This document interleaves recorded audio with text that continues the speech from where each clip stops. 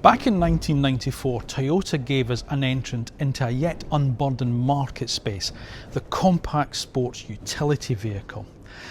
And since then, the RAV4 has gone on to sell over 15 million units for the company, becoming quite an iconic nameplate in Toyota's heritage. And now there's a new one. Welcome to this week's first look. Welcome to the new Toyota RAV4. Please sit yourself down, make yourself comfortable in the house of cars.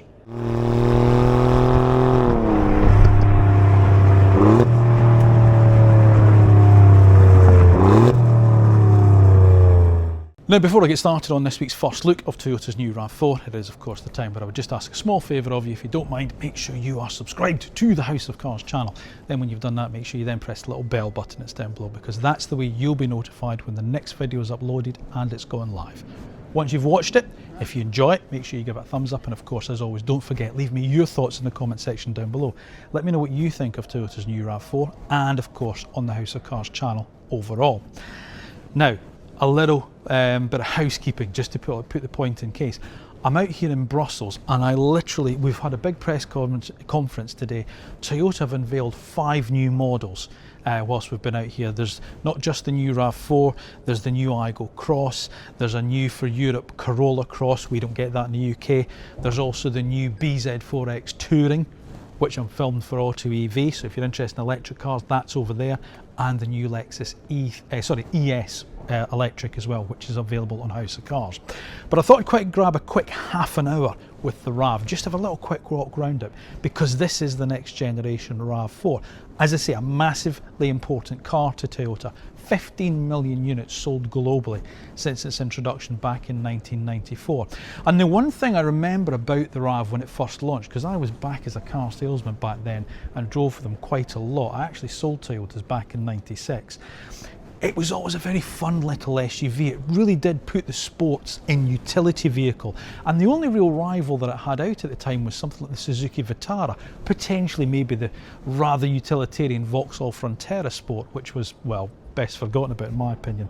But the RAV always appealed, and it was that car that almost drew people from hot hatchbacks into SUVs because of the way that it drove, and that's why it's proved so popular.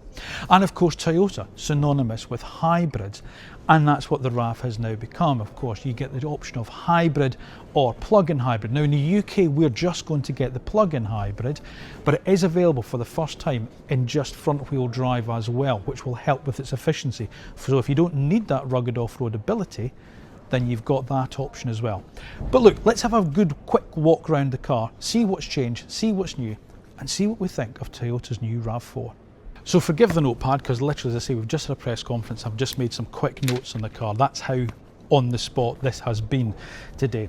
New styling. Well, it's Toyota's sort of new styling signature with these sort of like nice lights, this almost blade-like front end, which is quite interesting, because when you see the BZ4X and the BZ4X Touring, and in some respects the Lexus ES, a little bit like the Toyota Prius as well, it's got quite a sharp arrowhead nose, which is difficult to do when you've got quite a big chunky off-roader, but they've managed to do it. And again, it's almost got its own sort of like feature here of being that sort of like big, bluff, rugged off-road look about it. And that's what they've gone with the car. They've gone for that big sort of off-road, that, you know, sort of like ability off the beaten track style of chunky styling that we love about off-roaders again at the moment. We seem to have moved away from the data suggests slightly apologetic, curvaceous style of SUVs and gone back to this more upright sort of like urban jungle style of car. And I think it works really, really well in this car. Obviously, you get the sort of like this open sort of like grille here at the front, which helps with cooling. There's a bit more cooling down at the bottom there. There's this sort of almost like plastic sort of like skid plate there right at the bottom. You get some nice integrated tech, such as the forward-facing camera there. And there's a lot more in terms of its technology on the cruise control and the driver assistance systems that they've added to RAV4. There's also a new GR Sport version of this. Now, GR Sport is obviously Toyota's sort of, you know, sportier trim level, but that's not just a trim level on the RAV, because they've done some engineering changes to it as well, which I'll talk about as we go around the car. So you see what I mean? In side profile, you can really see that sort of like more bluff sort of style to it. In fact, forgive me for this, there's almost a little bit of Nissan X-Trail, I think, in this back end to the car, which is much more upright. But I do quite like it. I'm not suggesting I don't like it. Now, as I say, you can get the GR Sport, which not only has a 20mm wider tread across the sort of tread, you know, across the car. What I'm trying to say, tread width, you know, in terms of the actual wheel width. You've also got retuned suspension and lightweight 20-inch gloss black alloy wheels, which I don't like. I don't understand this obsession with black alloys. There we go. Ubiquitous black sort of like plastic cladding around the wheel arch and then down at the bottom as well. But look, the doors. You know I love that. Door comes right down to sill level, right underneath. So getting in and out with light coloured trousers or a floaty skirt or dress shouldn't be a problem. Big door mirrors, again, real sort of focus on chunky style. Very smooth integrated roof rails though, you know, they're not big standout roof rails, but it's a proper big D-segment SUV. The RAV has grown over its generations into being the proper full-size D-segment SUV, which obviously meets competitors such as, you know, Peugeot's E3008, Vauxhall's Grandland, you know, cars like that, but we'll talk about that a little bit later on. But yeah, quite like it. Chunky, buff. Have you seen the castellations on the bonnet as well? I should have pointed those out as well. So when you sit in the driving seat, you get this real nice castellation down in the bonnet and this nice valley that runs down there. Do like it. It's really interesting coming here today. They had a gold car that they showed us on stage and they said, oh, I've got a really nice colour car for you. This dark blue, which is it is lovely, but it's very difficult to see some of the features on it, so apologies on that. Look at this big roof spoiler here. Again, look at the sort of the real straight edges to it, and the real sort of like sharp angles on it. High level brake light, good rear wiper. Very small little black Toyota badge just in that sort of like, you know, upper light bar there. Quite like that as well, really subtle, but of course you've now got the big RAV4 lettering across the back. Almost like a sub-brand, a bit like Land Cruiser is, and I wonder whether or not they would do more with it, you know, maybe offer different models, but they do tell us there's no plans to. Interesting. Anyway, chunky black plastic bumper, as you can see. Again, that kind of silvery gloss diffuser area down there. Of course, you've got parking sensors and a reversing camera, as you'd expect. But yeah, what do you think? I like it. I think it's chunky. I like this sort of style. I like the way it's sort of almost bringing it in line with the rest of the family. In fact, there's an element of it that's not dissimilar to Land Cruiser. You know, the new Land Cruiser that I tested on the channel a little while back. But what do you think? Has it lost a little bit of something? Do you prefer the sporty or more curvaceous style of the older cars? Do you think it's gone too upright and too boxy? As always, let me know your thoughts down below. Now at the moment, Toyota haven't given us any official figures for luggage capacity. Gosh, that is a noisy opening. But let's just say it is sufficient, okay? It's not any smaller than what's currently available in the current car. So if you're moving on from your current RAV4, you are not going to be disappointed with this. One thing I will note, however, as well is it's not too high considering they've gone for that chunky SUV look. You know, in terms of, there's my knee, there's my hip, it's somewhere in between, and I'm only 5'8". So for lifting stuff in, or dare I suggest if you use a for carrying dogs and maybe your dog's a bit elderly, it's not too bad to get in and out of the back here, and it is a flat entry point into it. Now this particular car is the plug-in hybrid, but there's still a space saver spare wheel. I was going to say full size spare wheel. There's still a space saver spare wheel in the car. Now, UK specs have still yet to be perfected, and prices and stuff like that. So don't take it as read that will come as standard on UK cars, but there is a space saver spare wheel in there, so fingers crossed. But you get nice things like the load nets at the side, you get the hooks for hanging bags off, you get nice big sturdy metal lashing points again if you're putting a luggage net in, or you're using spider clips or such. Of course, you've got your roller blind there, and you've got a standard 60-40 split rear seat, but no load through in the centre. But even so, it's a nice, again, because of the styling of the car, you get a nice big square voluminous boot in the car. So that's pretty good. So if you're using it as a proper big family hold-all, which, let's be fair, D-segment SUVs have become the de facto family size car, are you going to need much more? Rear seat space, well again, that's like the boot. It's, dare I suggest, plenty big enough. Really nice and spacious back here. Now this car's got the panoramic glass sunroof fitted, so again it's got that feeling of spaciousness here. But you know, there's a nice recline in the back seats. You feel that you really can just relax back here. Fold down armrest with cup holders in it, so that's good. There's door bins as well, so you can get water bottles and things such as in there.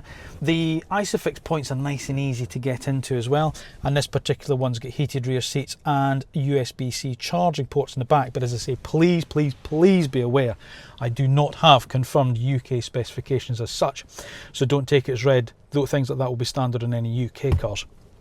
But in terms of space, a little bit of a raised tunnel there, but again, if you had a child in the centre, it wouldn't be too much of a task for them to put their feet there, and you'd certainly get 3 people across the back. So yeah, decent enough space, I'd suggest. Big changes up at the front here, isn't there? Look, everything's designed on the horizontal, which is designed to make it very easy flow, if you like, not just for the eyes but also for the hands as well, which is quite a nice thing to think about.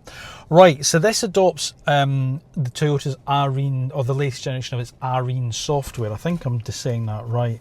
So it debuts the new Safety Sense. Now that's a comprehensive suite of sort of like driver assistance systems. So a more sort of like intricate rear cross traffic alert, better blind spot monitoring, front collision avoidance, things like that. You know, all the usual type of things, but again, they've improved every little bit. So it's quite sort of like made a big step up in its software and its ability to do things. But just going back to the design of it, look, switches. Not everything's controlled through the screen. Yes, some stuff is. So you've got things such as seat ventilation in this car, for instance, and heated steering wheel. And there's a fan speed button there as well, which obviously you can move up and down there. But you do also get temperature controls here. You know, so things that you might need to adjust quickly, you know, such as the temperature up and down, such as the volume of the radio, you can do that on a physical switch. Plus you've got your drive mode and your EV mode button there, and then over here is your driver, sort of like, you know, your drivetrain mode, so something like trail, snow and normal. Now on the all-wheel drive one, you know, obviously there's a snow mode as well, which helps distribute torque differently. Down here you've got things such as connectivity. You've also got wireless charging pad in there, and you've got this nice little toggle transmission switch there. Driver's display, he says, 12.3 inch driver's display, so that's 12.9, that's 12.3 inch. You can throw things like the nav into there as well, so you've got navigation in there too, which is going to be great for just keeping your eye on the road. And again, it's just sort of that almost chunky off-roader look to the car, not dissimilar to, as I say, the Land Cruiser that I had in. And I really like the design of it. They've simplified the wheel as well, which is quite cool. So 3-spoke design steering wheel with your usual suspects here. So cruise control over on this side, media controls over here. The door handles are really raised up, so again, you know, hitting the electric window switches isn't a drop down, it's really nice and high up there. And the seats feel really nice and supportive as well. There's decent storage. You've got armrest which flips both ways, so it's a double hinged thing for dropping things in there. 2 big cup holders, decent door bins, glove box as well, which is excellent. But yeah, just the actual driving position is lovely, but it's the design that I like. And the use of materials, everything's getting back to where Toyota used to be. Yes, there's still a little bit too much grey, but other than that, you know, I like this. This is good. And if they get the build quality right, which there's no reason to think that they shouldn't, it should last. Right, time to get technical now. So I'm going to have to refer to my notes here. So all RAVs get a 2.5 litre 4-cylinder engine, and they're all electrified now. So Toyota's entire European lineup is electrified in one way or the other. We're not going to get the standard hybrid in the UK, so it's just going to be plug-in hybrids for us because of demand. Toyota UK are seeing customer demand for plug-in hybrids is overtaking everything else, so that's what we're going to get. But you are going to have the option of either front-wheel drive or four-wheel drive for the first time in the plug-in hybrid RAV. So just if you're watching abroad, okay, if you're watching from Europe and you're wondering about the standard hybrid, I'll quickly give you the figures. It's either 188 brake horsepower in all-wheel drive mode or 181 brake horsepower if you go for the front-wheel drive. Usual CVT gearbox that we've been used to on RAV. Okay, so the plug-in hybrid. If you go for the front-wheel drive plug-in hybrid, that's 264 brake horsepower. Okay, so it's quite powerful. If you go for the all-wheel drive plug-in hybrid, that increases to 300 brake horsepower and gives you a 0 to 60 time of just 5.8 seconds. Quick. Do you know what I mean about RAV being a sporty drive? And of course with the GR Sport version of that, it's a performance SUV-ish, isn't it? Right, but the big news is battery. 22.6 kilowatt hour battery, which gives an electric-only driving range of up to 62 miles, which could be a week's worth of commuting for you. You might never see the engine come on. That would be fantastic. And again, it's given that stepping stone from combustion engine to full electric. If you can put up with this data suggesting that's going to be enough for you, maybe a full EV could be next for you, who knows. Also, charging speeds are up 50 kilowatts, meaning that you can go from a 10 to 80% charge in just 30 minutes from one of those rapid chargers that you see out and about. It also features an 11 kilowatt onboard charger as standard. Now obviously, as I say, it's going to have to wait until we drive the car to tell you what it's like out on the road, but as I say, with that all-wheel drive system and the plug-in hybrid, that's a powerful car. And as I say, with the GR Sport not just being, you know, some big alloys and fancy half-leather seats inside, they've actually adapted the chassis settings with retuned suspension, a wider track. That's what I was trying to say earlier, 20mm wider track, not tread. Then that's going to help with the handling as well. So I'm really quite excited about seeing what the new RAV4 looks like out on the open road. Now there's no pricing yet confirmed for the car, but I can't see it being a massive step up from what the current RAV4 is, and of course it's a very competitive market space. So we'll skip pricing and we'll go straight on to the competition for the car. And of course, as I say, this is now sort of the de facto family car of choice, this D-segment SUV. So of course things such as the Skoda Kodiaq, the Volkswagen Tiguan, the Peugeot 3008 and 5008, the Honda CR-V and Kia Sorento. This is where the RAV4 is taking aim at, but of course the fact you've now got that plug-in hybrid option, whilst it still doesn't go to a full 7-seat model that some of its rivals do, at least it's giving you a certain amount of spaciousness and a really good electrified drivetrain to make it very competitive. 30 years since Toyota first launched the RAV4, and things have changed. As I say, it was really didn't have a lot to compete with in the market when it was first launched, just the Vitara and the Frontera really. Of course that's changed now, and of course medium-sized SUVs are the de facto family car of choice. But the RAV's always had something about it. It's always had sort of like, you know, a fun to drive, sort of like, you know, sort of like sprightly sort of like feel for the driver, and it's sort of like, you know, on-road handling, as well as some reasonably decent off-road ability. And if they can add to those attributes with things such as efficiency and, dare I suggest, lower running costs, not to mention Toyota's brilliant up to 10-year warranty, then the RAV's appeal certainly isn't diminishing. If anything, it's getting even brighter. Thank you for watching this very, very quick walk around of Toyota's new RAV4. As I say, please make sure you are subscribed to the House of Cars channel, and of course once you've done that, press the little bell button down below, because that's the way you'll be notified when our next video is uploaded and it's gone live. If you have enjoyed this week's very quick walk around, give a little thumbs up for me and leave me your thoughts in the comment sections down below. I can see people about to throw me out of the studio now, so I better wrap this up. So remember, whether or not it's a new car or an old car, a small car or a large car, a slow car or a fast car, you're going to find them all here in the House of Cars. Thanks for watching, thank you for your continued support, I'll see you soon.